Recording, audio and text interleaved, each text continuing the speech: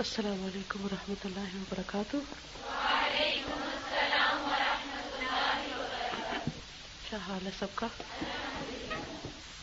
نحمده ونصلی علی رسولہ الکریم. اما بعد فاعوذ باللہ من الشیطان الرجیم. بسم اللہ الرحمن الرحیم. کیا پڑھا آج آپ نے؟ مومن کا معاملہ شکایات سے اوپر اٹھ کر ہوتا ہے. الحمدللہ. Page number 128. شکایت کے باوجود. فتح مکہ کا واقعہ رمضان المبارک 8 ہجری میں پیش آیا. اس کے جلد ہی بعد شوال 8 ہجری میں غزوہ حنین ہوا. مکہ کی طرف اقدام سے کچھ ہی پہلے خالد بن ولید نے مدینہ آ کر اسلام قبول کیا. اس کے باوجود رسول اللہ صلی اللہ علیہ وسلم نے ان دونوں مہمات میں حضرت خالد رضی اللہ تعالیٰ عنہ کو لشکر کا سردار بنایا. یہ بات انصار کے اوپر شاق تھی، کیونکہ انصار کے لوگ بہت پہلے سے رسول اللہ صلی اللہ علیہ وسلم کے اوپر ایمان لا کر جانثاری کر رہے تھے، جبکہ حضرت خالد رضی اللہ تعالیٰ عنہ ابھی نئے نئے اسلام میں داخل ہوئے تھے. آج کل کی زبان میں گویا یہ سینئر کے اوپر جونیئر کو ترجیح دینے کا معاملہ تھا. تاہم اس شکایت کے باوجود تمام انصار رسول اللہ صلی اللہ علیہ وسلم کے ساتھ رہے اور انہوں نے آپ کے ہر حکم کی اطاعت کی. خاتمہ جنگ کے بعد عرب رواج کے مطابق شعراء نے اس کے بارے میں اشعار کہے. انصار کے ایک شاعر عباس بن مرداس نے بھی اس موقع پر کچھ اشعار کہے. اس میں ایک طرف اس شکایت کا بھی تذکرہ تھا کہ آپ نے ہمارے اوپر خالد رضی اللہ تعالیٰ عنہ کو ترجیح دی اور ان کو قوم کے اوپر امیر بنا دیا. مگر اس کے ساتھ ہی شاعر نے کہا اور مسلمانوں کے نبی صلی اللہ علیہ وسلم نے کہا کہ تم لوگ آگے بڑھو، تو ہمارے لیے یہ محبوب بن گیا کہ ہم آگے بڑھ کر مقابلہ کرنے والے ہوں. سیرت النبی ابن ہشام. انصار کو اگرچہ ظاہر حالات کے مطابق شکایت تھی، مگر اس شکایت کو انہوں نے اپنے عمل پر اثر انداز نہیں ہونے دیا. شکایت کے باوجود وہ تمام مسلمانوں کے ساتھ پوری طرح جڑے رہے. شکایت کے باوجود وہ اسلام کے محاذ پر متحدہ طاقت بن کر کھڑے ہو گئے. موجودہ دنیا میں یہ ناممکن ہے کہ باہم شکایتیں نہ پیدا ہوں. صحیح یا غلط اسباب کے تحت بہرحال ایک دوسرے سے شکایت پیدا ہوتی رہتی ہے، حتیٰ کہ رسول اللہ صلی اللہ علیہ وسلم اور اصحاب رسول سے بھی. مگر مومن شکایتیں نہیں کرتا، وہ شکایتوں سے اوپر اٹھ کر معاملہ کرتا ہے. اس لیے مومنوں کی جماعت میں ایسا کبھی نہیں ہوا کہ اختلاف اور شکایت ان کے اتحاد کو درہم برہم کر دے. آپ کو اپنے سسرال سے شکایت ہو جاتی، کیا کریں گے؟ کوئی ایسا نہیں دیکھا گیا جس کو سسرال سے شکایت نہ ہو، یا سسرال کو بہو سے شکایت نہ ہو. ہوتی؟ سب نے سنا، دیکھا یا ایکسپیرینس کیا. پھر ہمارے معاشرے میں کیا ہوتا ہے؟ یا بہو کو گھر سے نکال دیا جاتا ہے، یا پھر بہو گھر چھوڑ جاتی. چلیے، گھر تو الگ لے ہی لیتا ہے انسان، اور الگ رہنے میں کوئی گناہ بھی نہیں ہے، لیکن ملنا جلنا نہیں چھوڑنا چاہیے. ٹھیک ہے نا؟ بہت سے لوگ کیا کرتے ہیں؟ رشتے کاٹ دیتے ہیں، قطع رحمی کرتے ہیں، میل ملاپ چھوڑ دیتے ہیں. یہ نہیں ختم ہونا چاہیے. یا ملتے بھی ہیں تو کیسے ملتے؟ کھلے دل سے نہیں ملتے. آپ کیا کریں گی؟ صبر سے کام لیں گے. اچھا، صبر سے بعض اوقات کام لینے کا مطلب لوگ یہ سمجھتے ہیں کہ بس بولو کم، بولو ہی نہ، پھر بس فلاں نے میرا دل دکھا دی اس لیے میں نے بولنا ہی. کیا ایسے کرنا چاہیے؟ نہ تو آپ آپے سے باہر ہو کہ بہت ہی زیادہ آؤٹ ہو کے بولے، اور نہ آپ بالکل ہی بند ہو جائیں. درمیانی راہ سب سے خوبصورت راہ ہے. میرا اپنے بچوں کے ساتھ بھی طریقہ یہ رہا ہے کہ انہوں نے غلطی کی ہے، میں نے ڈانٹا بھی، آنکھیں بھی دکھائی ہیں، ناراض بھی ہوئی ہوں، لیکن بولنا نہیں چھوڑا. ادھر سے ڈانٹ کے ادھر گئی، ادھر سے واپس آئی، اس طرح بولی جیسے کوئی بات ہی نہ ہو. ختم. کیونکہ اسلام میں کیا ہے؟ اگر کوئی جرم کرے تو کیا کرو؟ حد لگاؤ. حد لگانے کا کیا مطلب ہے؟ سزا دو. سزا دینے کے بعد کیا کرو؟ غیبت کرو. کسی کو واقعہ یاد ہے کہ جب ایک عورت پہ حد لگی تھی اور کچھ اور نے غیبت کی تھی تو پھر کیا ہوا تھا؟ آپ صلی اللہ علیہ وسلم نے ان کی برائی کرنے کی، حالانکہ انہوں نے سری برائی کی تھی، اس پہ حد لگی تھی، سب کو پتا چلا کہ انہوں نے برائی کی، اس کے باوجود لوگوں کو انہیں برے لفظوں میں یاد کرنے کی اجازت نہیں دی، اور کیا کہا کہ انہوں نے ایسی توبہ کی ہے کہ اگر یہ توبہ سارے مدینے پہ بانٹ دی جائے تو سب کی بخشش کے لیے کافی ہو جائے. ٹھیک ہے. تو جو سب سے خراب چیز ہے نا وہ ہے کسی کی پیٹھ پیچھے اس کی برائیاں کرنا. اس سے پھر معاملہ کہیں ختم ہونے میں آتا ہی نہیں، بس ہو گیا ختم، ادھر دیر اینڈ دین جو کرنا کرو، بلاؤ. زخموں کو جتنا کریدا جائے اتنے ہی ہرے رہتے ہیں. اور بعض اوقات ہم یہ سوچتے ہیں کہ پھر ہمارے دل کی بھڑاس نکل جائے گی. دل کی بھڑاس لوگوں سے باتیں کرنے میں نہیں نکلتی، دل کی بھڑاس نکلتی اللہ کے آگے رونے سے. اگر آپ کو کسی نے دل دکھا دیا نا تو لوگوں کے ساتھ جتنی بھی آپ کریں گے نا وہ ہو سکتا ہے الٹا ہی سمجھے یا صحیح نہ سمجھے. تو اس نسخے کو آزما لے، کیونکہ میں نے اسے بہت آزمایا اور بہت فائدہ مند ہے. کہیں سے بھی کھول کے اونچی قرآن کی تلاوت شروع کر دیں، پڑھنا شروع کر دیں، آیتوں کے اندر سے آپ کو جواب ملیں گے اور آپ کا غم ہلکا ہو جائے گا. اچھا ہوتا کیا ہے جب ہمیں کوئی تکلیف پہنچتی کسی سے، پھر ہم دائیں بات کرتے، بائیں بات کرتے، اس سے کرتے، اس سے کرتے، اس سے کرتے، وہ اتنی نشر ہو جاتی ہے. اتنے میں کیا ہوتا ہے وہ بات اس تک بھی پہنچ جاتی ہے جس کے بارے میں ہوتے. اچھا وہاں سے اور گرا پکی ہو جاتی، وہ اور ریاکشن شروع ہو جاتا ہے، اور خرابی شروع ہو جاتی، اور مسئلہ بڑھتا ہی جاتا ہے، ختم ہونے کا نام نہیں لیتا. اس کا مطلب نہیں حل نہیں کرو، متعلقہ لوگوں سے بات کر کے حل کا آپ مشورہ لے سکتے کسی سے، مگر بات برائے بات اور صرف بھڑاس نکالنے کی نیت سے پھر کہیں ادھر بھی نکال رہے ادھر بھی نکال رہے ادھر میں ایک شغل بنا لیتے ہیں. دس از رانگ. یہ ایسا ہی ہے، جتنی دفعہ آپ کو کرتے ہیں نا بات اتنی دفعہ اور لکیر پڑتی ہے، اتنی دفعہ اور اتنی دفعہ اور اتنی دفعہ اور پکی ہو جاتی گرا. نماز پڑھنا شروع کر دیں، 2 نفل پڑھیں، اللہ سے مدد مانگیں. اللہ تعالیٰ نے کیا نسخہ بتایا؟ جب تکلیف آئے تو کیا کرو؟ وَاسْتَعِينُوا بِالصَّبْرِ وَالصَّلَاةِ. اور یہ آیت صرف رٹنے کے لیے رٹ لیں ہم اور دلیل دینے کے لیے؟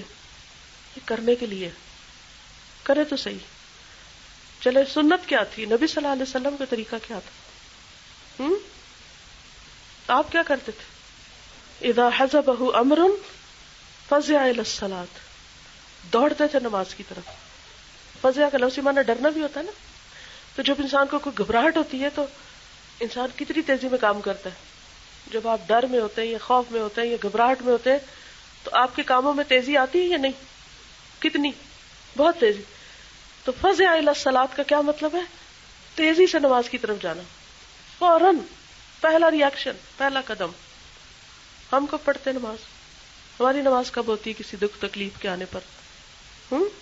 سب لوگوں سے جوتے کھا چکتے ہیں، تسلی نہیں ہوتی، پھر سوچتے، پھر خیال آ جاتا اچھا چلو ٹھیک ہے نماز بھی پڑھ لیتے. اصل پتہ کیا یہ شیطان ہوتا ہے، وہ کبھی بھی نہیں چاہتا کہ ہم اللہ سے قریب ہو. دکھ تکلیف کے موقع کس چیز کے موقع ہوتے ہیں؟ اللہ سے قریب آنے کے یا دور جانے کے؟ قرب کے. اللہ قرب کا راستہ دیتا ہے اور ہم بھول جاتے ہیں کہ یہ قرب کا راستہ تھا. اللہ اپنے پیاروں کو آزماتا ہے. حضرت ایوب علیہ السلام اور ساری مثالیں قرآن میں ہم پڑھ چکے ہیں. سب سے زیادہ آزمائشیں کس میں آئیں؟ اشد البلا کون تھے؟ انبیاء تھے. پھر کون؟ جو ان سے قریب تر، جو ان سے قریب تر، جو جتنا ان سے قریب تر تھے اتنی زیادہ آزمائش. تو پھر ویسے ہم کیا دعا کرتے ہیں؟ الحقنی بالصالحین، اللہ ہمیں نیک صالح لوگوں کے ساتھ ملا. جب ہم صالح لوگوں کے ساتھ ملنا چاہتے ہیں اور مقرب بندوں کے قریب ہونا چاہتے ہیں اور ہم اللہ کے قریب ہونا چاہتے ہیں اور پھر اللہ تعالیٰ ہماری صفائی چاہتا ہے تو پھر ہم وہاں کے لاسٹ ہو جاتے ہیں. آپ نے دیکھو کہ بعض اوقات بچے نہا کے بہت فریش ہوتے سو بھی جاتے ہیں، موڈ بھی اچھا ہو جاتا ہے، لیکن نہانے کی طرف مشکل سے آتے ہیں. بعض بچے تو بہت خوشی سے آتے ہیں، لیکن کچھ بچے بہت تنگ کرتے ہیں اور کپڑے پہننے میں اس سے بھی زیادہ تنگ کرتے ہیں. اور اگر آپ ان کا مساج کرنا چاہیں تو اور بھی تنگ کریں گے. لیکن جب یہ سب پروسیس ہو جائے گا تو پھر ٹھیک ہو جائیں گے. آپ بیمار ہوتے ہیں، علاج میں تکلیف ہوتی ہے نا، لیکن اس علاج سے گزر کر ہی آپ کو چین آتا ہے، سکون آتا ہے. تو جب بھی کوئی امتحان آئے زندگی میں، چھوٹا آئے یا بڑا آئے، آپ سمجھے کہ بس اللہ کے قریب جانے کا موقع آ گیا، اب امتحان شروع ہو گیا، اب اللہ یہ دیکھ رہا ہے کہ میں کرتی کیا ہوں، کیا نسخہ اور کیا تدبیر۔ ہم عموماً کیا کرتے ہیں، لوگوں کی شکوے شکایتیں شروع کر دیتے ہیں، فلاں کی وجہ سے یہ ہوا ہے۔ ضرور کوئی نہ کوئی ظاہری سبب تو ہوتا ہی ہے، اب اچانک تو نہیں، اللہ تعالیٰ محفوظ رکھے کوئی آسمانی بلا تو نہیں گرتی، کوئی نہ کوئی سبب بنتا ہے نا، کوئی چیز گر پڑتی ہے، کوئی انسان مصیبت بن جاتا ہے، کوئی کہیں نہ کہیں سے وہ کسی بھیس میں ہی آتی ہے مصیبت۔ لیکن اس امتحان کے بغیر اگلے درجے میں جانا ممکن نہیں ہوتا، اس سے گزرنا ہی پڑتا ہے، اگرچہ وہ تکلیف دہ ہوتا ہے۔ تو ایسے میں اس کو آسان کیا چیز کرتی ہے؟ اللہ سے خصوصی تعلق، خوب خوب تعلق۔ اچھا بعض اوقات ایسا بھی ہوتا ہے ہم اللہ سے دور ہونے لگتے ہیں، اللہ تعالیٰ میں ایک جھٹکا لگاتا ہے، کدھر جا رہے ہو؟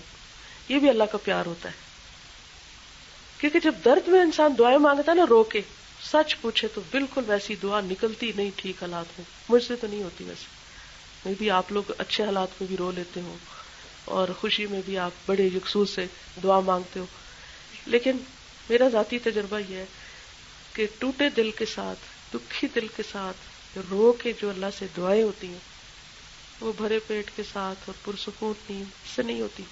تو اس لیے اللہ سے ہمیشہ خیر مانگنی چاہیے، لیکن اگر کوئی حالات ہماری مرضی کے خلاف آ جائیں، خود ہماری جسم جان کے اندر، اب میں بالکل نہیں بیمار ہونا چاہتی تھی پاکستان آ کے، بلیو می، میں چاہتی تھی کہ میں نہ رات سو اور نہ دن میں تھکوں، اور میں ہر وقت کچھ نہ کچھ کروں کہ میرا ایک ایک منٹ جو ہے نا یہاں کسی کام آئے، لیکن اللہ کو کچھ اور منظور تھا، اور شاید اسی میں بہتری ہے۔ جو میں پلان کر کے آئی تھی، پلان لے کے آئی تھی، ان میں سے آدھے بھی نہیں کر پا رہی، تو میں سوچتی ہوں کہ میری نیت کا اجر تو کہیں نہیں گیا، بس میں جب یہ سوچ لیتی ہوں مجھے چین آ جاتا، ورنہ میں پریشان ہو جاتی ہوں۔ اتنے دن گزر گئے ہیں، پھر مجھے یہ بہت یاد آتی ہے موت، ہر وقت میرے پیچھے ہوتی ہے دماغ پہ۔ میں سوچتی ہوں کہ میں کیوں نہیں سوچتی کہ میں نے مرنا ہے اور ایک ایک دن میری زندگی کا کم ہو رہا ہے، میں یہ تو سوچتی ہوں کہ میرے واپس جانے کے دن بس اب اتنے رہ گئے، کاؤنٹ ڈاؤن ہر وقت لگی رہتی ہے، تو اسی کے ساتھ ساتھ تو زندگی بھی کم ہو رہی ہے۔ اگر میں سمجھتی ہوں کہ دن اتنا پروڈکٹیو نہیں تھا جیسے ہونا چاہیے، تو ہر دن کے ساتھ یہی ہونا چاہیے۔ اسی لیے تو کہا ہے کہ دنیا میں اس طرح وقت گزارو جیسے مسافر ہو، کیونکہ مسافر کو یہ ہوتا ہے کہ مجھے واپس جانا ہے تو مجھے کچھ کر لینا چاہیے، میرا چانس ختم ہو رہا ہے، کم ہو رہا ہے۔ جب ایک انسان ایک جگہ پر ہوتا ہے تو اس کو یہ ہوتا ہے کہ ادھر ہی رہنا نا، آج نہیں تو کل ہو جائے گا، پھر وہ اس طرح نہیں ویلیو کرتا وقت کو۔ تو ایک یہ ہے کہ اللہ کے فیصلوں پر راضی ہونا سیکھیں، مرضی کے خلاف ہو جائے، بیمار ہو جائے، تندرست ہو جائے، کچھ کر پائیں نہیں کر پائیں، سب سے پہلے تو آپ اپنے آپ کو کنٹرول کریں، پھر اس کے بعد یہ ہے کہ اللہ سے خیر مانگیں۔ عسیٰ ان تکرہوا شیئا ویجعل اللہ فیہ خیرا کثیرا، ہو سکتا ہے کہ ایک چیز کو تم ناپسند کرو اور اللہ اسی کے اندر خیر کثیر رکھ دے، بہت بڑی بھلائی رکھ دے، جو اس وقت نظر نہ آئے لیکن بعد میں پتہ چلے گی۔ کچھ اور پڑھا آپ نے؟ مجلس میں دوسروں کی رعایت کرو، پیج نمبر 134۔ یہ تو بہت اچھا چیپٹر سوچا آپ نے، سب کو فائدہ دے گا۔ 134 اجتماعی آداب۔ قرآن کی سورت نمبر 58 میں مجلس کے آداب بتاتے ہوئے کہا گیا ہے کہ اے ایمان والو، جب تم سے کہا جائے کہ مجلسوں میں کھل کر بیٹھو تو کھل کر بیٹھو، اللہ تم کو کشادگی دے گا، اور جب کہا جائے کہ اٹھ جاؤ تو تم اٹھ جاؤ، اللہ درجے بلند کرے گا ان لوگوں کے جو تم میں سے ایمان والے ہیں اور جن کو علم دیا گیا ہے، اور جو کچھ تم کرتے ہو اللہ اس سے باخبر ہے۔ المجادلہ آیت نمبر 11۔ مجلس میں آدمی اکیلا نہیں ہوتا بلکہ دوسرے بہت سے لوگ ہوتے ہیں۔ اگر آدمی صرف اپنی فکر کرے تو دوسروں کو تکلیف ہوگی، اس لیے حکم دیا گیا ہے کہ مجلس میں دوسروں کی رعایت کرو، مثلا جگہ کم ہو تو سمٹ کر بیٹھے یا ایک کرسی پر 2 آدمی بیٹھ جائیں، آنے والوں میں کوئی شخص زیادہ قابل لحاظ ہے تو اس کے لیے جگہ خالی کر دیں، اس طرح جب اٹھنے کو کہا جائے تو فوراً اٹھ جائیں، کسی خود ساختہ عذر کی بنا پر مزید بیٹھے نہ رہیں۔ ابتدائی مفہوم کے اعتبار سے اس آیت میں مجلس کے آداب ہیں، مگر جامع مفہوم کے اعتبار سے اس میں پوری زندگی کے لیے اجتماعی آداب بتا دیے گئے ہیں۔ اجتماعی زندگی کو خوش اسلوبی کے ساتھ چلانے کے لیے 2 چیزیں بہت ضروری ہیں، ایک توسع اور دوسرے یہ کہ باتوں کو سادہ طور پر لیا جائے، کسی بات کو عزت کا سوال نہ بنایا جائے، جس طرح ایک مجلس میں توسع کا انداز اختیار کرنے سے مجلس کامیاب ہوتی ہے اور ہر ایک کو حسن و خوبی کے ساتھ استفادہ کا موقع ملتا ہے، اسی طرح عام زندگی میں توسع کا طریقہ زندگی کے نظام کو خوش اسلوبی کے ساتھ چلانے کا ضامن ہے۔ مجلس میں کبھی اس کی ضرورت پیش آتی ہے کہ ایک آدمی کے بیٹھنے کے لیے دوسرا آدمی اپنی جگہ خالی کر دے۔ اسی طرح زندگی کے وسیع تر معاملات میں بھی بار بار اس کی ضرورت پیش آتی ہے کہ ایک لائق آدمی کو کام کا موقع دینے کے لیے دوسرا آدمی اپنے آپ کو پیچھے کر لے۔ ادارہ کا ایک آدمی ادارے کے مفاد میں ایک فیصلہ دے دے تو دوسرے لوگ اس کو مان لیں۔ وہ ایسا نہ کریں کہ اس کو ذاتی عزت کا سوال بنا کر داخلی انتشار پیدا کرنے میں لگ جائیں۔ کیا سیکھا آپ نے اس سے؟ اپنی پرسنل لائف کے اعتبار سے سوچے، ہر ایک اپنے اپنے بارے میں سوچے، گھریلو اور خاندانی زندگی کو سامنے رکھ کے سوچے۔ ایسا ہوتا ہے نا، مثلاً کسی ایک بھائی کی شادی پہلے ہوتی ہے، پھر تھوڑے عرصے کے بعد دوسری بہو آ جاتی ہے۔ اب جو نئی دلہن آتی ہے اس کی بہت امپورٹنس ہوتی ہے نا، اچھے اچھے کپڑے پہنتی ہے، سارے اس کو بہت توجہ دے رہے ہوتے ہیں۔ اب وہ جو پہلی دلہن ہوتی ہے اس کو کیا فیل ہوتا ہے؟ مجھے تو اب کوئی پوچھتا ہی نہیں۔ پھر اس سے کیا ہوتا ہے؟ وہ کیا شروع کر دیتی ہے؟ مقابلہ بازی اور بعض اوقات ناراضگی۔ جی، پھر وہ نتیجہ کیا ہوتا ہے؟ پہلے دن سے ایک رقابت کا جذبہ شروع ہو جاتا ہے۔ اور ایسی خواتین کو بھی میں نے دیکھا ہے کہ جو آنے والی بہو کو ویلکم بہت اچھی طرح کرتی ہے، بہت کھلے دل سے کرتی ہے اور بہت دل جیت لیتی ہے۔ کچھ عرصے کے بعد کیا ہوتا ہے؟ سب پھر برابر ہو جاتے ہیں۔ تو اگر انسان یہ سوچ لے کہ صرف ایک فیز ہے اور ایک نئے آنے والے کا حق ہے، یہ چند دن کی بات ہے، تھوڑے دن کے بعد کیا ہوگا؟ نیا بھی پرانا ہو جائے گا یا نہیں؟ وہ ایکسائٹمنٹ ختم ہو جاتی ہے نا، وہ ہر وقت تھوڑی ساتھ چلتی۔ لیکن دیر پا اثرات کس چیز کے باقی رہتے ہیں؟ دیر تک کون سی چیز فائدہ مند ہوتی ہے؟ ایسے موقعوں پر جو جیسا اخلاق ظاہر کرتا ہے وہ دلوں میں جگہ بنا جاتا ہے، چاہے وہ نیا شخص ہو یا پرانا ہو۔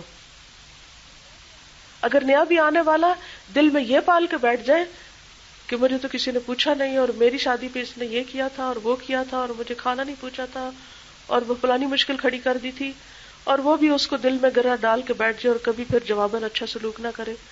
یہی وجہ، یہ چھوٹی چھوٹی باتیں ہوتی ہیں جو ہمارے گھروں میں عموماً اتنے بڑے مسائل پیدا کر دیتی ہیں کہ انسان نہ دین کا رہتا نہ دنیا کا رہتا اور بیمار پڑ جاتا ہے۔ حالانکہ مسئلے ہوتے نہیں، یہ خود ساختہ مسئلے ہوتے ہیں، سیلف کریٹڈ۔ ان سے چھٹکارا ہو سکتا ہے کہ نہیں؟ ہو سکتا ہے۔ کس طرح؟ کیسے؟ دل بڑا کر کے، بس دل بڑا کر لیں، باتوں کو سادہ طور پر لیا جائے کہ دوسرے کو رعایت دے دی جائے اور کہا اس کے منہ سے نکل گیا ہے، اس کا مطلب نہیں یہ ہوگا، ہو سکتا ہے یہ وجہ ہو، اور وہ بھلا دیا جائے، قصہ ختم۔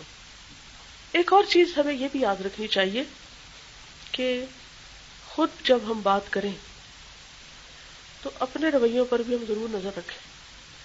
بعض اوقات یہ ہوتا ہے کہ ہم بھی بد لحاظی میں بات کر رہے ہوتے ہیں، ہم دوسرے سے اچھی توقع رکھتے ہیں مگر ہم خود کے رویے کو بھول جاتے ہیں۔ تو اگر کسی نے ہم سے سخت بات کی تو ضرور سوچنا چاہیے کہ کہیں میں تو نہیں سبب خود ہی تھی۔ مثلاً عام طور پہ بچے شاؤٹ کرنے لگتے ہیں نا، ہر بچے کی زندگی میں ایک فیز آتا ہے، بچے اونچا بولنے لگ جاتے ہیں۔ مجھے ہمیشہ یہ بات بہت سخت ناگوار ہوتی ہے کہ بچے ماں باپ کے آگے اونچا بولیں، اور الحمدللہ اللہ کا لاکھ لاکھ شکر ہے کہ میری تینوں بیٹیاں اونچا نہیں بولی۔ اکا دکا ایک آگے پیچھے کہیں چھوٹی موٹی بات ہوئی ہوگی، قسم کھانے والی بات نہیں، لیکن اس میں نے ہمیشہ کوشش کی کہ میں نے خود ان سے دھیمی بات کی کہ اگر میں ان سے چیخ چلا کے بولتی تو کیا ہوتا، یہ بھی ویسے چیخ چلا کے جواب دیتے۔ اب یہ کہ جیسے بیٹا ہے میرا تو لڑکوں کا مزاج ذرا اور بھی اور ڈفرینٹ ہوتا ہے، تو جب وہ تھوڑے سے بھی والیوم اونچا کرنے لگتا ہے نا تو میں اور منہ میں بولنے لگتی ہوں، اور میں ہاتھوں سے بھی کرنے لگتی ہوں، میں سن رہی ہوں آہستہ، اور اگر کبھی میں بول جاؤں نا ایسے اور ادھر سے اونچا آنے لگے تو میں سوچتی ہوں شروع میں نے کیا تھا، میری غلطی ہے۔ بچوں کے سامنے ماں باپ کو غلطی مانتے ہوئے مشکل ہوتی، فوراً میں ریئلائز کرتی کہ غلطی میری ہے۔ تو یہ ہے کہ بعض اوقات ہم اپنے آپ کو جسٹیفیکیشن دے دیتے ہیں، ہم کہتے بچے سنتے ہی نہیں، واقعی نہیں سنتے، بعض 10 دفعہ بات کو نہیں سنتے، پھر ہم سوچتے جب چیخ کے چلا کے بولیں گے پھر وہ جلدی سن لیں گے، وہ ڈر کے تو سن لیتے ہیں تو کچھ عرصے کے بعد وہ بھی نارمل ہو جاتا ہے، چیخنا چلانا بھی ویسے ہی ہو جاتا ہے. اور میں نے یہ بات اپنے والد سے سیکھی تھی، وہ آہستہ بولتے تھے. تو آہستہ بولنے میں، کم والیوم سے بولنے میں بڑی خیر ہے. یہ نہیں کہ انسان روبوٹ ہو جائے اور کبھی اونچا بولے گا نہیں، بولے گا. ہر انسان ہے، ویک ہے، کمزور ہے. لیکن ایک ہوتا ہے نا کہ ایک نارمل روٹین، اور ایک ہوتا ہے ہر وقت ہی اونچا بولنا اور کبھی دھیما بولنا، اور ایک ہوتا ہے اکثر آہستہ بولنا اور کبھی کبھی اونچا بولنا. کبھی کبھی تو سوئی اوپر چلی جاتی سب کی، لیکن نارمل رہنی چاہیے. تو اس سے بھی بہت سے شر ختم ہو جائیں گے انشاءاللہ. بہت سی مشکلیں اس سے آسان ہو جاتی ہیں، والیوم کم کرنے سے، بے لحاظی سے بولنے سے. اور جو بات خود کو اچھی نہ لگے وہ کسی کے لیے بھی اچھی نہ ہو، کسی کے لیے بھی ویسا ہی دل رکھے. کسی لائق آدمی کو موقع دینے کے لیے دوسرا آدمی اپنے آپ کو پیچھے کر لے. اب دیکھیے کہ حضرت خالد بن ولید کو آپ صلی اللہ علیہ وسلم نے کس بنیاد پر ترجیح دی تھی؟ میرٹ. بعض اوقات ہم کنوینئنس کو ترجیح دیتے ہیں، یہ فیورٹزم ہو جاتا ہے. اگر آپ ہمیشہ میرٹ کو سامنے رکھ کے فیصلے کریں بہت تیزی سے ترقی کریں گے. جو اہل ہے اس کے سپرد امانت کرو، یا نہیں؟ قرآن کیا سکھاتا ہے؟ اہل کو دو. کبھی وقتی طور پر آگے پیچھے، یعنی کہ ایکسیپشنل کیسز ہر جگہ ہوتے ہیں، لیکن ایک ہوتا ہے کہ بیسک نارم کیا ہے. آج کل آپ کو پتا ہے کہ کینیڈا میں کیسے ہوتی ہے تفسیر؟ چونکہ انگلش میں کلاس ہو رہی ہے، میں انگریزی اتنی بول نہیں سکتی، تھوڑی بہت تو کام چلا لیتی ہوں، لیکن پڑھانے والا یہاں بیٹھا ہوتا ہے، میں وہاں بیٹھی ہوتی ہوں پیچھے. میں برابر بھی نہیں بیٹھتی، سائڈ پہ بھی نہیں بیٹھتی. جیسے وہ اتنا فرق ہوگا جتنا یہ بورڈ کا اور اس کرسی کا فرق ہے. سائڈ پہ پیچھے بیٹھتی ہوں، اسٹوڈنٹس کو بھی دیکھتی ہوں، ٹیچر کو بھی دیکھتی ہوں، اور میں اتنا انجوائے کر رہی ہوتی ہوں بیٹھ کے. اور میں ہمیشہ یہ سوچتی ہوں میں نے اپنی کرسی خالی کی ہے، اپنے سے 2 گنا عمر میں کم بچے کو یہاں بٹھایا ہے. کس لیے؟ کہ اب اس کی ضرورت ہے، اس کو ٹریننگ دینا ہے، یہ مجھ سے بہتر بات کر سکتی ہے. الحمدللہ جو میری پچھلی تفسیر کی ہوئی ہے اسی سے نوٹس تیار ہوتے ہیں. پھر مزید پڑھاتی بھی ہوں، جو مزید ضرورت ہوتی ہے کتابیں بھی بتاتی ہوں، سب کچھ کرتی ہوں. خود کرسی خالی کر دی، پیچھے بیٹھی ہوں، اور اس میں مجھے کبھی ملال نہیں ہوا، کبھی تکلیف نہیں ہوئی، بلکہ اتنی مجھے خوشی محسوس ہوتی. میں کہتی یا اللہ میری زندگی میں یہ باغ لگ جائے، میری زندگی میں ایسے لوگ تیار ہو جائیں جو میری جگہ لے لیں، تاکہ دین کا فائدہ ہو.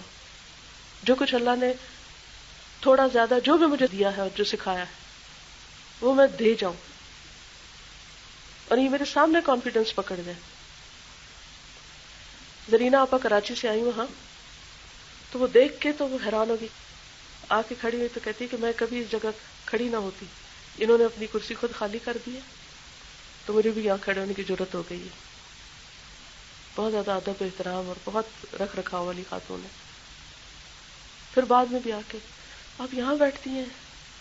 اچھا بعض اوقات ایسا ہوتا ہے نا، ہمارے جو پیارے ہوتے ہیں اور ہمارے قریبی ہوتے ہیں وہ ان کو کچھ چیزیں ایکسیپٹ نہیں کر پاتے. آپ یہاں بیٹھتی ہیں، مجھ سے دیکھا نہیں جا رہا کہ آپ وہاں بیٹھتی ہیں. میں نے کہا مجھے بہت اچھا لگتا ہے، میں وہاں پیچھے بیٹھتی ہوں، کیونکہ یہ کرسی بھی ایسی چیز ہوتی ہے کہ جس سے بہت پیار ہو جاتا بندے کو. لیکن بسا اوقات اس کو چھوڑنے میں بڑی عافیت ہوتی ہے، چاہے وہ کچن کی کرسی، کیونکہ ساس کی شکل میں کچن کی کرسی چھوڑنا بڑا مشکل ہوتا ہے.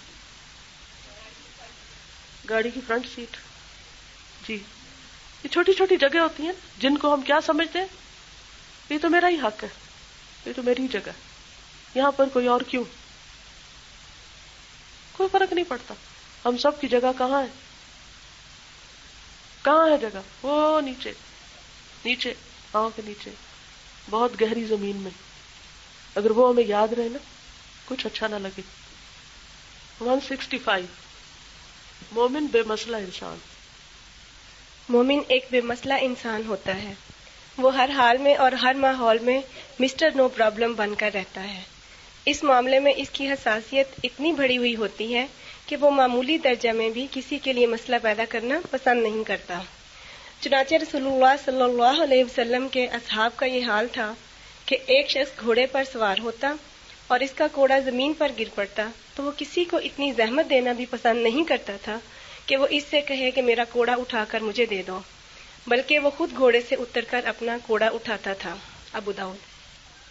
हदीस में बताया गया है कि सबसे अच्छा मुस्लिम वो है जिसके शर से लोग मामून रहें, और एक रिवायत में है कि मोमिन वो है जो अल्लाह से डरे और लोगों को अपने शर से महफूज रखे। सही बुखारी किताबुल जिहाद। अल बुखारी किताबुल अदब में है कि रसूलुल्लाह सल्लल्लाहु अलैहि वसल्लम ने फरमाया कि हर मुस्लिम पर सदका है, यानी इसको देने वाला बनना चाहिए। पूछा गया कि अगर किसी के पास कुछ ना हो, आप सल्लल्लाहु अलैहि वसल्लम ने फरमाया कि वो मेहनत करके कमाए और फिर इसमें से दे। पूछा गया कि अगर वो ऐसा भी ना कर सके, आप सल्लल्लाहु अलैहि वसल्लम ने फरमाया कि वो जुबान से अच्छा कलिमा कहे। पूछा गया कि अगर वो ऐसा भी ना कर सके, तो आप सल्लल्लाहु अलैहि वसल्लम ने फरमाया यानी वो अपने शर को दूसरों से रोके, क्योंकि ये भी एक अतिया है। फतहुल बारी। एक और हदीस में है कि आप सल्लल्लाहु अलैहि वसल्लम ने फरमाया कि कामिल ईमान वाला मोमिन वो है जो मुजाहिद बने और अल्लाह के रास्ते में अपने जान और माल को खर्च करे, और इसके बाद वो आदमी जो किसी घाटी में अल्लाह की इबादत करे और लोग इसके शर से बचे हुए हों। कद कुफियन नासु शर्रा। सुनन अबी दाऊद। हदीस की किताबों में कसरत से इस किस्म की तालीमात आई हैं। इनका खुलासा ये है कि समाज में रहने वाले एक मुसलमान के लिए किरदार का आला दर्जा ये है कि वो दूसरों को नफा पहुंचाए। इसके बाद इस्लामी किरदार का कम से कम मयार ये है कि वो पूरी तरह बेजरर बना हुआ हो, वो किसी के लिए किसी भी किस्म का कोई छोटा या बड़ा मसला पैदा ना करे। यही अखलाकी सिफत किसी के मोमिन और मुस्लिम होने की असल पहचान है। क्या सीखा? मिस्टर नो प्रॉब्लम या मिस नो प्रॉब्लम। ये कैसे मुमकिन है? कैसे होता है ये जब अंदर प्रॉब्लम ना हो? क्योंकि अगर अंदर प्रॉब्लम हो ना तो बाहर भी होते हैं। कुछ लोगों को दूसरों को सता के मजा आता है। आपने देखो कि छोटे बच्चों में भी एक दूसरे को टीज करेंगे, मारेंगे, किसी के बाल खींचे, कुछ खींचेंगे, तो एक दूसरे को रुलाएंगे, सताएंगे। तो कुछ लोग बड़े होकर भी बच्चा ही बने रहते हैं। उनको उस वक्त तक चैन नहीं आता जब तक किसी न किसी को परेशान न करे। मोमिन कौन है? जिसके हाथ और जुबान से दूसरे महफूज रहे। ये कैसे मुमकिन है कि इंसान इस तरह का फ्री इंसान हो जाए कि उसके अंदर से इस तरह की चीजें निकल जाए कि मिटा दे अपनी हस्ती को अगर कुछ मर्तबा चाहिए। मैं तो कहूंगी अगर निजात चाहिए आखिरत में, अपना हर सिला और अजर अल्लाह पे छोड़ दे। बसा औकात ऐसा होता है कि आप नरमी इख्तियार करते हैं तो तब भी कोई नहीं समझता, आप सख्ती करते हैं तो वो उससे ज्यादा सख्ती शुरू कर देते हैं, आप अपनी राय का इजहार नहीं करते तब भी हालात वैसे रहते हैं, आप करते हैं तब भी वैसे रहते हैं। ऐसे में कोशिश नहीं छोड़नी चाहिए। ये देखें कि आप बताने का तरीका कौन सा इख्तियार कर रहे हैं। नागवारी का इजहार करते हैं या आप अपने डिसलाइक शो करते हैं तो भी मसला नहीं हल होता। उसमें आप देखिए कि वो तरीका निकाले कि जिससे आप पूरी तरह अपने दिल के जो एहसासात हैं या जो आप सोचते हैं या जहां आप दूसरे को गलत समझते हैं या जहां आप पर जुल्म हो रहा है या जिसको आप ज्यादती कहते हैं, उसको बेहतर से बेहतर अंदाज में लिख कर या ठंडे तरीके से दूसरे को कन्वे कर दें और उसका सलूशन भी बताएं कि मेरे नजदीक इस चीज का सलूशन ये है और मुझे आपसे ये तावन चाहिए और मैं हाजिर हूं कि आपको मुझसे क्या तावन चाहिए। क्योंकि बाज़ वक़्त ऐसा नहीं होता कि हमें ही किसी से तकलीफ होती है, हो सकता है दूसरे को भी हमसे कुछ तकलीफ हो, उसको भी हमसे कुछ शिकायत हो, तो ये भी जरूर पूछना चाहिए कि उसको हमसे क्या मुश्किल है और उनकी हमसे क्या एक्सपेक्टेशन है। और एक बात यह भी याद रखें कि बसा औकात ये सारे तरीके भी करने के बाद मुझे हमेशा अल्लाह ताला की बात याद आती कि कुछ लोग जो होते हैं ना वो हमारे लिए बहरहाल आजमाइश है। वजअलना बादकुम लिबादिन फितना अतस्बिरून, हमने तुम में से बाज को बाज के लिए क्या बना दिया? फितना, आजमाइश। जिन लोगों से हमारा कोई रिश्ता नहीं होता उन लोगों से तो हम काट के एक तरफ हो जाते हैं, अवॉइड भाग जाते हैं, हम एक तरफ हो जाते हैं। बाज रिश्ते भी लोग तोड़ लेते हैं। कुछ खून के रिश्ते होते हैं उनको काट भी नहीं सकते क्योंकि अल्लाह की तरफ से सख्त सजा है जो खून के रिश्तों को काटे। کئی لوگ نہیں پرواہ کرتے، وہ کہتے بس جان چھڑانی اسی میں کہ بول چال بند، میل جول بند، وہ اس میں عافیت سمجھتے ہیں، حالانکہ یہ ہے نہیں. تو ایسے میں ہمیشہ یہ یاد رکھنا چاہیے کہ یہ زندگی ہماری مرضی کے مطابق ہو سکتی ہی نہیں. یہ شخص یا یہ لوگ یا یہ میرے لیے آزمائش ہے. نبی صلی اللہ علیہ وسلم کی سیرت میں ہمارے ہر سوال کا جواب. مکہ کی زندگی میں آپ دیکھیے کہ ابو جہل اور ابو لہب جیسے لوگوں سے واسطہ تھا. وہاں سے آپ ہجرت کر کے آئے، ہونا تو یہ چاہیے تھا کہ مدینہ میں وہ سارے لوگ چھوڑ دیے تھے نا آپ نے، سب کو چھوڑ کے آگے تھے، تو مدینہ میں کیا ہوتا پھر 100% چین سکون. لیکن کیا ایسا ہوا؟ پھر کیسے لوگوں سے پالا پڑا؟ پہلے سے بھی زیادہ خطرناک. وہ کون تھے؟ منافقین، جو کسی موقع پر ڈنگ مارنے سے نہیں رہتے تھے. کیا ان لوگوں کے بارے میں حضرت عمر رضی اللہ تعالیٰ عنہ نے ہمیشہ ایک سجیشن نہیں پیش کی تھی؟ کیا تھی؟ ایک دفعہ کہیں تو ان کی گردن، اور حضرت عمر سے کچھ بعید نہیں تھا، صرف اشارہ چاہیے تھا، ذرا پرواہ نہ کرتے، ضرور گردن اڑاتے. لیکن آپ نے عبداللہ بن ابی کو آخری دم تک برداشت کیا نا؟ کیا کہ نہیں کیا؟ کیا. اس میں بھی ہمارے لیے اسوہ حسنہ ہے. کچھ لوگوں کو آپ کو زندگی کے آخری لمحوں تک برداشت کرنا پڑے گا. آپ اس فیکٹ کو ایکسپٹ کر لیں، قبول کر لیں کہ this is a fact, this is a fact in my life. کبھی انسان کے جسم میں کوئی ڈیفیکٹ ہو جاتا ہے. آپ نے دیکھا ہوگا کہ کسی کے کوئی ٹانگ میں پرابلم ہو گیا، کسی کے کوئی ہارٹ پرابلم ہے، کسی کو شوگر ہو گئی، کسی کو بی پی ہو گیا. یہ ایسی ہیں لائف لانگ پرابلمز ہوتی. اب آپ کو you have to live with them, you can not run away. آپ ان سے الگ نہیں ہو سکتے. اب آپ کو کیا کرنا پڑتا ہے؟ ایکسپٹ کرنا پڑتا ہے کہ مجھے اب یہ بیماری ہو گئی ہے، یا یہ کہ مجھے زندگی میں اس شخص سے واسطہ پڑ گیا ہے، یا یہ کہ مجھے ان حالات سے اب یہ ہے کہ اللہ ہی چاہے تو کوئی میریکل ہو سکتا ہے، ورنہ مجھے ایکسپٹ کرنا ہے. اور جب آپ ایکسپٹ کر لیتے ہیں نا، قبول کر لیتے اس سچویشن کو، اور پھر آپ اس پر صبر کرتے ہیں، کیونکہ اللہ تعالیٰ پوچھتا ہے بگ کوشچن مارک، اتصبرون، تو ہم کیا کہیں گے؟ نام یا لا؟ لا نہیں کہہ سکتے، کیونکہ اللہ نے کہا ہم نے بنایا ہے، یہ ہم نے کیا، اور دیر از اے پرپز بیہائنڈ اٹ. اس کے پیچھے ایک ریزن ہے، کوئی وجہ ہے. کیونکہ ہو سکتا ہے کہ وہ ریزن نہ ہوتی تو ہم اللہ کی طرف ہی نہ ہوتے. میں تو سمجھتی ہوں کہ یہ ساری چیزیں ہمیں جگاتے رہنے کے لیے ہوتی ہیں، پھر ہم اللہ کی طرف رجوع کرتے رہتے، پلٹ پلٹ کے اللہ کی طرف جاتے رہتے ہیں. اگر ساری چیزیں مرضی کے مطابق ہوں تو پھر ہمارا اللہ سے تعلق کمزور ہو جائے. جی، یہ ایک اچھا حل انہوں نے بتایا کہ بسا اوقات ایسا ہوتا ہے کہ ہم کسی سے ملتے ہیں تو ہر ایک کے پاس کوئی نہ کوئی مسئلہ ہوتا ہے. میں نے کسی کو بھی بے مسئلہ نہیں پایا. جتنے لوگوں سے ایٹ لیسٹ میری ملاقات ہوئی ہے، میرا خیال ہے آپ لوگوں سے زیادہ ہی ملاقاتیں ہوئی ہیں میری، میں نے کسی کو بے مسئلہ نہیں پایا. ہر ایک کے پاس کوئی نہ کوئی مسئلہ پایا، چھوٹا یا بڑا.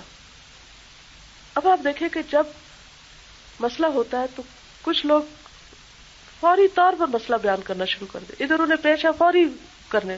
کچھ لوگ تھوڑا ٹھہر کے، کچھ اس سے زیادہ، کچھ ٹائم لیتے ہیں. لیکن ایسے لوگ بہت کم پائے جو دوسروں کا مسئلہ سننے والے ہیں. اگر آپ دوسروں کا مسئلہ سننے والے بن جائیں تو آپ کو اپنے مسئلے یقیناً بھول جائیں گے. اچھا، ایسا بھی ہوتا ہے. مجھے حضرت داؤد علیہ السلام کا وہ واقعہ یاد آتا ہے جو قرآن پاک میں ہے نا، کہتا ہے وَلَقَدْ فَتَنَّا دَاوُودَ، ہم نے ان کو آزمایا تھا. تو بعض اوقات ایسا ہوتا ہے کہ اللہ تعالیٰ ہمیں کسی ایسی آزمائش میں مبتلا کر کے کسی اور کا مسئلہ حل کروانا چاہتا ہے، یا کسی اور کا مسئلہ سنوانا چاہتا ہے، یا کوئی اور مسئلہ ہمارے سامنے لے آتا ہے، اس کو دیکھ لو، یہ تم بھی یہی کر رہے ہو، یہ تمہارے اندر بھی یہ مشکل ہے. تو پھر انسان سوچتا ہے کہ دنیا آزمائشوں کا گھر ہے. جنت کا راستہ کس سے بھرا ہوا ہے؟ نفس کی مخالفتوں سے، تکلیف دہ چیزوں سے. تو اللہ کرے کہ ہم مسئلے سنانے والے نہ ہوں بلکہ سننے والے ہوں. ہم مسئلے کھڑے کرنے والے نہ ہوں بلکہ حل کرنے والے ہوں. جی، پیج 190. یہ مثبت اور منفی سوچیں، یہ ماحول سے پیدا ہوتی ہیں. عموماً انسان کو کنٹرول تو اللہ نے ہر چیز کے لیے دیا، لیکن عموماً انسان اس سے فائدہ کم اٹھاتا ہے، اندر کی طاقتوں سے کم اٹھاتا ہے، دوسروں کا انفلوئنس زیادہ لے لیتا ہے. ماحول سے بہت جلدی متاثر ہو جاتا ہے، اسے کمفرٹ اسی میں محسوس ہوتا ہے. جو ہی آپ مثبت سوچ رکھنے والے انسانوں میں بیٹھنا شروع کریں گے، ان کی کمپنی اختیار کریں گے، آپ کی سوچ بدلنا شروع ہو جائے گی. اس لیے اچھی کمپنی جو ہے اس کا ہونا بے حد ضروری ہے. آپ ایک حصہ خود ہوتے ہیں اور ایک حصہ آپ کے دوست ہوتے ہیں، یا آپ کی کمپنی ہوتی ہے جو آپ کے اوپر حاوی ہوتی ہے. اگر آپ بدلنا چاہتے ہیں تو کمپنی بدل لیں. آپ کو یاد ہے کہ حضرت ابراہیم علیہ السلام جب گئے تھے اپنے بیٹے کو ملنے کے لیے، اسماعیل علیہ السلام کو، تو ان کی جو وائف تھی، جب آپ نے جا کے پوچھا، وہ بھی پہچانتی نہیں تھی، پوچھا کہ کیا حال ہے، گزران کیسی ہو رہی ہے، تو انہوں نے بہت شکوے شکایتیں شروع کر دی.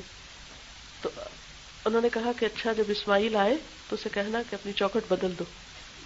کیا مطلب تھا ان کا؟ کہ یہ بیوی تمہارے لیے ٹھیک نہیں ہے، کہ جو شوہر کی غیر موجودگی میں ایک اجنبی انسان، کیونکہ ابراہیم علیہ السلام تو اس کے لیے اجنبی تھے، ایک اجنبی انسان سے اپنے شوہر کی، اپنے گھر کی ہر بات کیے چلے جا رہی ہے. بیوی تو محافظ ہوتی ہے، ہن لباس لکم وانتم لباس لہن. تو ایسی بیوی جو ایک اجنبی انسان کو اپنے گھر کے سارے راز دے رہی ہے، وہ بچوں کی کیا تربیت کرے گی، وہ نسلوں کو کیا سنبھالے گی، وہ کیا گل کھلائے گی، وہ خاندان کی تربیت کس ڈھنگ پہ کرے گی. تو چوکھٹ بدل دو. تو یہ ایک بہت اہم قاعدہ ہے. اور پھر دوسری دفعہ جب آئے اور انہوں نے اسی طرح پوچھا تو انہوں نے کہا اس کو کہ تم اپنی چوکھٹ باقی رکھو. اگر آپ واقعی اپنی زندگی میں کچھ کرنا چاہتے ہیں تو اپنے دوستوں کی خبر لیں. ہر انسان کو دیکھنا چاہیے کہ اس کی دوستی کس سے ہے. انسان اپنے دوست کے دین پر ہوتا ہے، اور یہ ایک پکی بات ہے. آپ خود کتنے بھی اچھے ہو، اگر آپ کا دوست دین پر نہیں تو آپ دین پہ ہو ہی نہیں سکتے. انسان کا دین اس کے دوست کے دین سے پہچانا جاتا ہے. 282 لاسٹ پیراگراف. بدر اور احد کے محاذ پر جان کی قربانی دینا تھا، اور حدیبیہ کے محاذ پر وقار کی قربانی. اور ساری تاریخ کا تجربہ بتاتا ہے کہ انسان کے لیے جان کی قربانی اتنی آسان ہے کہ ساری معلوم تاریخ میں بے شمار لوگ مسلسل جان کی قربانی دیتے ہوئے نظر آتے ہیں. لیکن وقار کی قربانی اتنی زیادہ مشکل ہے کہ معلوم تاریخ میں چند اللہ کے بندوں کے سوا کوئی بھی دکھائی نہیں دیتا جو واقعی رضامندی کے ساتھ وقار کی قربانی دینے پر آمادہ ہو جائے. اس کی وجہ یہ ہے کہ جان کی قربانی میں آدمی ہیرو بن رہا ہوتا ہے، جبکہ وقار کی قربانی میں وہ اچانک زیرو بن جاتا ہے. جان کی قربانی میں اپنے آپ کو فتح کی طرف جاتا ہوا دیکھتا ہے، اور وقار کی قربانی میں محسوس کرتا ہے کہ میں نے خود اپنے فیصلے سے شکست کو قبول کر لیا. جان کی قربانی بظاہر ایک عزت کا عمل ہے، اور وقار کی قربانی اس کے برعکس بے عزتی کا عمل. جان کی قربانی میں آگے بڑھنا ہوتا ہے، وقار کی قربانی میں پیچھے ہٹنا ہوتا ہے. جان کی قربانی میں اقدام کا سہرا بنتا ہے، وقار کی قربانی میں پسپائی کا الزام سہنا پڑتا ہے. یہی وجہ ہے کہ جان کی قربانی چھوٹی قربانی، وقار کی قربانی زیادہ بڑی قربانی. جتنی بڑی قربانی اتنی ہی بڑی کامیابی. 175. جی ہاں، اثر قبول نہ کرنا. عمر فاروق رضی اللہ تعالیٰ عنہ کا ایک قول ہے کہ لوگوں سے اختلاف کرو اور یہ دیکھتے رہو کہ تم اپنے دین کو زخمی نہ کر لو. اور اسلام میں پسندیدہ بات یہ نہیں کہ آپ لوگوں سے ملنا جلنا چھوڑ دیں، بلکہ اسلام میں مطلوبہ یہ ہے کہ آپ ہر قسم کے لوگوں سے ملتے رہیں.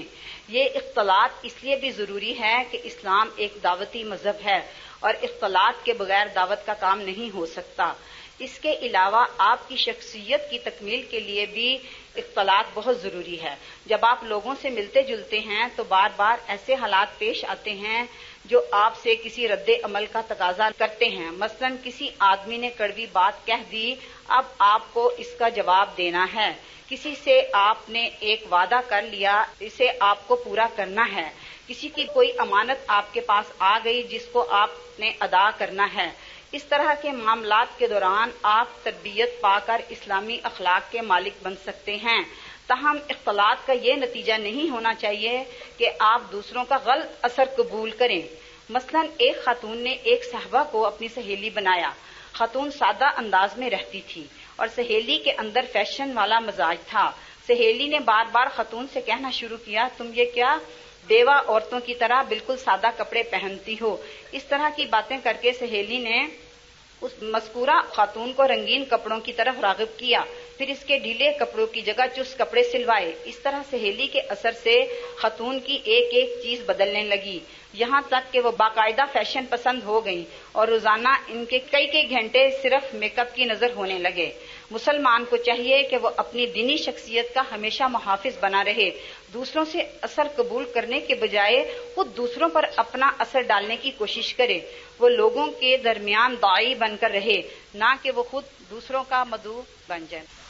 ہم ابھی ماحول کی بات کر رہے تھے نا کہ ماحول کا اثر ہوتا ہے انسان کے اوپر، اور یقینی بات ہے۔ اب بعض لوگ کیا کرتے ہیں کہ ماحول کے ڈر سے ہر ایک سے کٹ آف کر لیتے ہیں، اس کے گھر نہ جاؤ یہ خراب ہے، اس سے نہ ملو وہ ٹھیک نہیں، وہ بھی ٹھیک نہیں، حتیٰ کہ رشتہ داروں سے بھی بچوں کو نہیں ملنے دیتے۔ کیا کہتے ہیں؟ کسی نہ کسی رشتہ دار کی کوئی خامی بتا کے ان سے، پھپھو میں یہ ہے، خالہ ویسی ہے، چچی ایسی ہے، فلاں ایسا ہے، فلاں ایسا ہے، تو اپنے ہی گھر میں بس اپنے ہی مٹھی میں رکھتے ہیں۔ نتیجہ کیا آتا ہے؟ بچے نفسیاتی مریض ہو جاتے ہیں، ان کو کسی سے معاملہ کرنا ہی نہیں آتا، لین دین کرنا ہی نہیں آتا، کسی سے ملنا جلنا ہی نہیں آتا۔ یہ حل نہیں، یہ نہیں ہو سکتا کہ ساری دنیا ایک حسین باغ بن جائے، پھر ہم اس میں ٹہلتے پھریں اور ہماری مرضی کے لوگ ہوں اور ہر چیز ہماری مرضی کی ہو جائے، یہ نہیں ہو سکتا۔ اچھا، بعض اوقات ایسا بھی ہوتا ہے، جیسے کوئی لڑکی شادیوں کی آتی ہے تو اس سے پہلے کہ وہ خاندان کو ایکسپلور کرے، اس کو پہلے سے ہی کہہ دیا جاتا ہے یہ فلاں ایسا ہے، فلاں ایسا ہے، اس سے بچ کے رہنا، اس سے محتاط رہنا، اس سے یہ کرنا۔ اب وہ ڈری سہمی ہر ایک سے بات کرتے ہوئے لگتے جیسے وہ جرم کرنے لگی ہے کوئی۔ ہر بندے کو اللہ نے عقل دی ہے، اس کو بھی تجربہ کرنے دیں، تھوڑا بہت محتاط کر دے اگر کوئی بہت ہی شر پسند چیز ہے، لیکن ٹو مچ دوسروں کے ذہن کو خراب نہیں کرے۔ جیسے ہم بچوں کو بھی عام طور پہ اتنی نصیحتیں شروع کر دیتے ہیں کہ بعض اوقات بچے کانفیڈینس لوز کر جاتے ہیں، ان کو ایسا لگتا ہے جیسے ہر کوئی خراب ہے، پورا معاشرہ خراب ہے تو صحیح، بجائے اس کے کہ لوگوں کی خرابی بتائے، آپ اچھے اور برے کا فرق بتائیں، یہ ٹھیک ہے اور یہ غلط ہے، یعنی اس میں فرق ہو جاتا ہے۔ یہ کہنے کی بجائے کہ فلاں بڑا خراب ہے، کیا کہے؟ غیبت کرنا برا ہے۔ اب بچے کو اگر سمجھ آ گئی نا تو اس کو خود ہی پتہ چل جائے گا کہ یہ فلاں غیبت کر رہا ہے۔ یہ کہنے کی بجائے کہ فلاں جھوٹا ہے، بتائے کہ جھوٹ کیا ہوتا ہے، تو انشاءاللہ اس کے اپنے اندر جب نظر پیدا ہوگی اور اس کے اندر برائی کی نفرت پیدا ہوگی تو پھر وہ خود پک اینڈ چوز کرنے لگے گا۔ تو ہمیں لوگوں سے ملنا جلنا ہے احتیاط کے ساتھ۔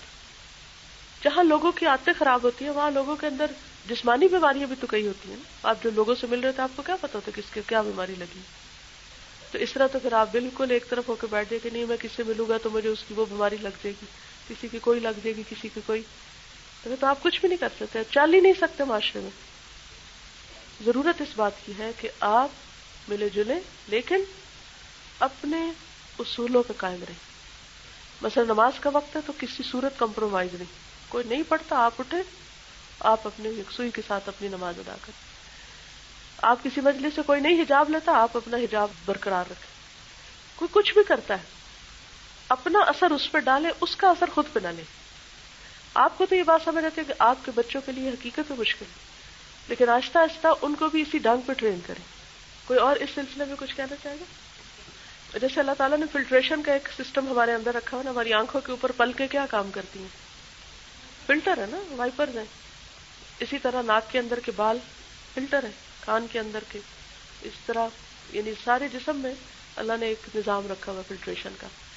تو اسی طرح کے جو افکار ہیں، طرح طرح کے افکار ہیں، طرح طرح کے لوگوں کے رویے ہیں، کوئی صحیح کہہ رہا ہے، کوئی غلط کہہ رہا ہے، کوئی کچھ کر رہا ہے، کوئی کچھ کر رہا ہے، ان سب چیزوں کے لیے کیا کریں؟ فلٹر رکھیں، سن لیں باتیں دوسروں کی لیکن ایکسپٹ وہی کرے جو درست ہو، اور باقی یہ بھی کوئی ضروری نہیں ہوتا کہ ہر وقت ہر بندے کی ہر بات کا رد ہی شروع کر دے، دیر اینڈ ڈن، تم نے یہ کہا تم غلط ہو، یہاں تم نے یہ کہا یہ صحیح نہیں ہے، تو اس سے کیا ہوگا؟ انسان چمک کی لڑائیاں چھیڑ کے بیٹھ جائے گا اور نتیجہ تن کہیں کبھی نہیں رہے گا۔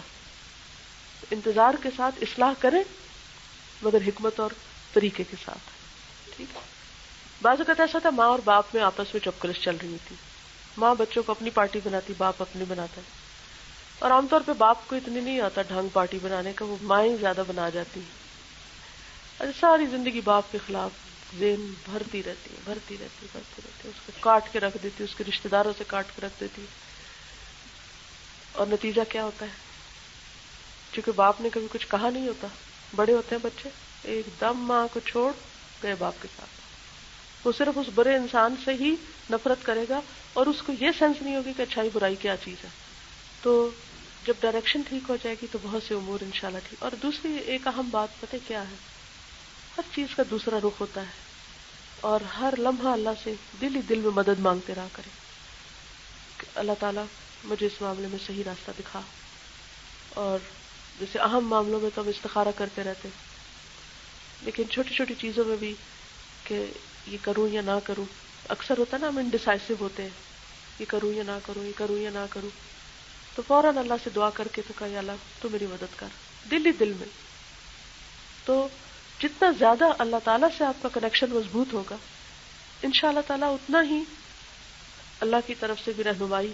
اللہ تو ویسے بندے کو ہر لمحہ دیتا ہے لیکن بندہ ایکسیپٹ نہیں کرتا پھر, کیونکہ ہمارا اصل مقصود کیا ہے, کس کو راضی کرنا.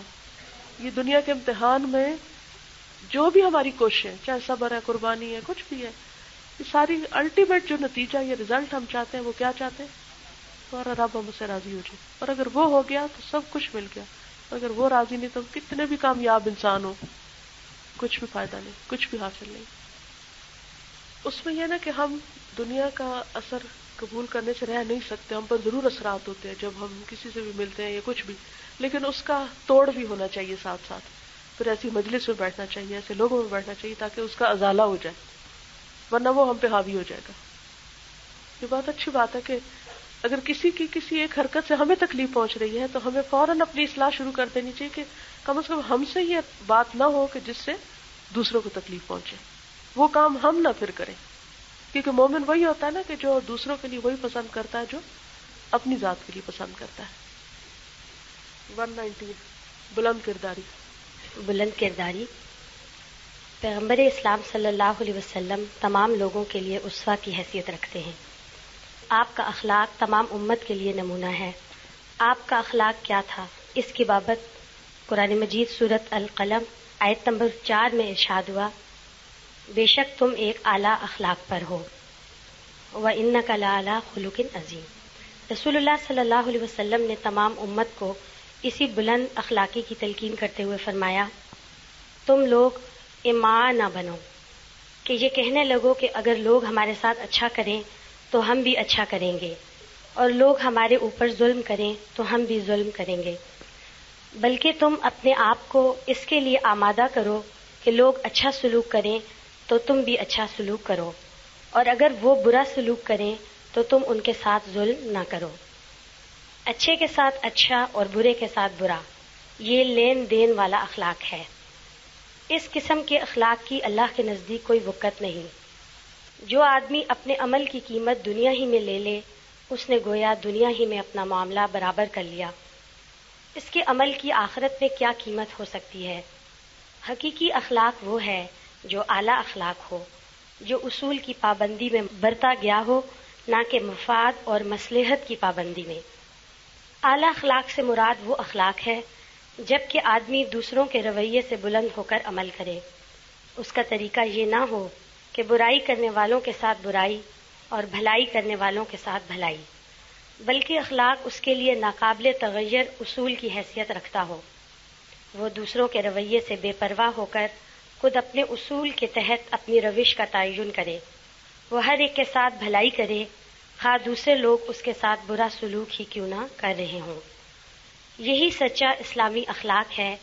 اس قسم کا اخلاق ثابت کرتا ہے کہ آپ ایک بااصول انسان ہیں. حالات آپ کے کردار کا تعین نہیں کرتے, بلکہ خود آپ کا سوچا سمجھا اصول آپ کے کردار کا تعین کرتا ہے.